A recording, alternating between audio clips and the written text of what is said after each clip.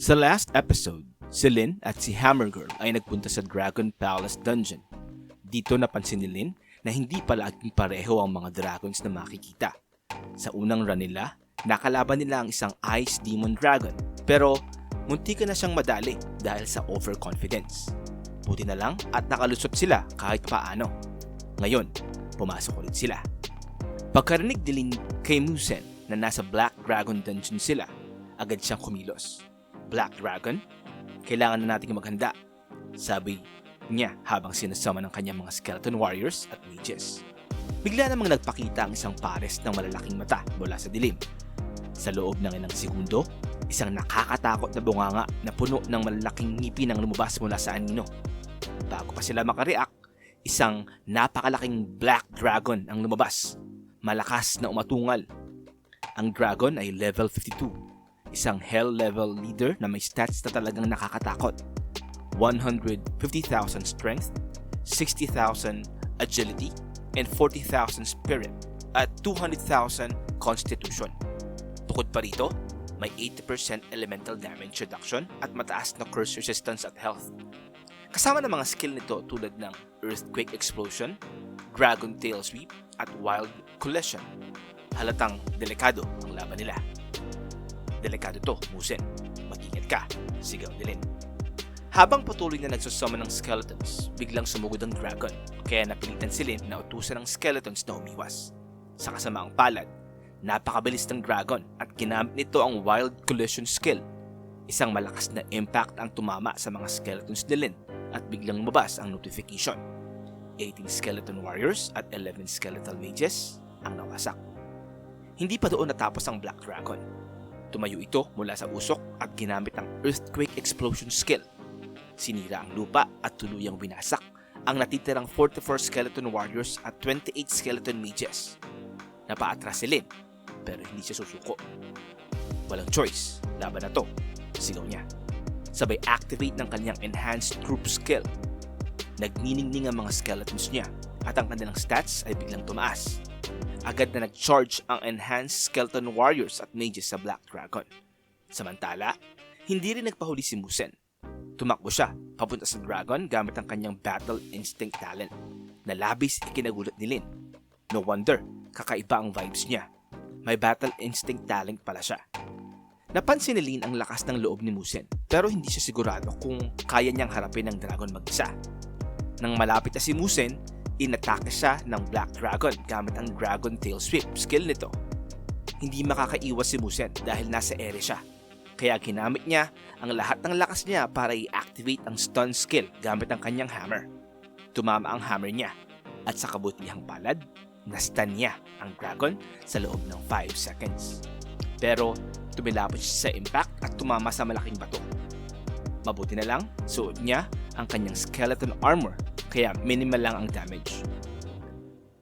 Musen, ang lakas mo, sagaw ni Lin.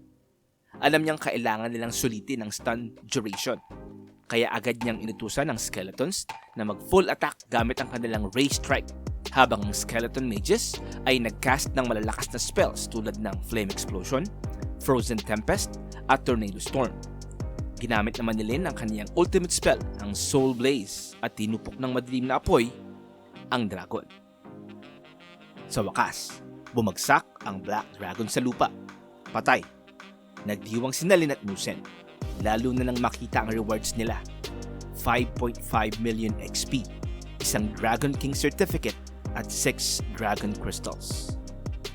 Pagkatapos ng laban sa Black Dragon, nagpunta naman sila sa Wind Dragon Den. Pagpasok pa lang nila, naramdaman na nila ang malakas na hangin na pumuno sa lugar. Mukhang Wind Dragon ang kalaban natin ngayon, sabi ni Musen. Tama siya. Isang napakabilis na Green Dragon ang biglang lumitaw. Gumagawa ng malakas na buhawi gamit ang mga pakpak nito. Napakabilis ng galaw nito, sabi ni Lin, habang sinasummon muli ang kanyang mga skeletons. Agad sinugod ng dragon ang mga skeleton warriors. Pero bago ito makapag-counter, pinaputok ng skeleton mages ang kanilang elemental spells. Nabalot ang dragon ng kombinasyon ng apoy, yelo at kidlat na nagresulta sa isang malakas na elemental tornado. Habang na-corner ang dragon, sumugod si Musen, dala ang kanyang malaking hammer. Kung natalo natin ang Black Dragon, kaya rin natin to, sigaw niya. Sinubukan niyang gamitin ang kanyang stun skill pero bigong maapektuhan ng Green Dragon. 3 beses siyang sumubok hanggang sa wakas, tumama ang stun at nabagsak ang dragon. Sa pagkakataong iyon, ginamit ni Lin ang Soul Blaze para sunugin ang kalaban. Sa huli, natalo nila ang Green Dragon at tuloy-tuloy nilang nilinis ang mga susunod na Dragon Palaces: Poison Dragon, Fire Dragon, at Lightning Dragon. Sa bawat laban, napapatunayan nila na hindi sila basta-basta matatalo. Paglabas nila, dumating si Moon at sinabing nagiging unstable na ang dungeon entrance. Pero imbes na umalis, sinabi ni Lin na siya mismo ang magbablock ng gate para ma-farm ang lahat ng lumalabas. Sa isang iglap, inutos ni Lin sa skeleton army niya na isurround ang entrance. Dumaan ang isang grupo ng human professionals pero pinaalis sila ni Lin. Bagamat nagdududa ang ilan, ang captain nila kinilala si Lin at umalis na lang. Bagamat may pagtutol ang kanyang mga miyembro, ay ipinaliwanag niya na makikita nila mamaya kung bakit sila pinaalis ni Lin. Nagsimula ng tumagsa ang mga kalaban mula sa dungeon entrance, pero pinaulanan sila ni Lin ng kombinasyon ng skills tulad ng Enhanced Troops, Skeleton Fang at Corpse Explosion. Pati si Musen ay hindi nagpahuli. Gamit ang kanyang Hammer Collection skill, sa bawat galaw nila, daan-daang kalaban ang nalipol. Sa huli, nanalo sila at tuluyang na-clear ang dungeon. Tumayo si Lin sa gitna ng nasusunog na battlefield. Malamig ang ekspresyon habang sinasabi, "Walang makakaharang sa amin sa Dragon Palace dungeon. Tayo na sa susunod." Tumango si Musen.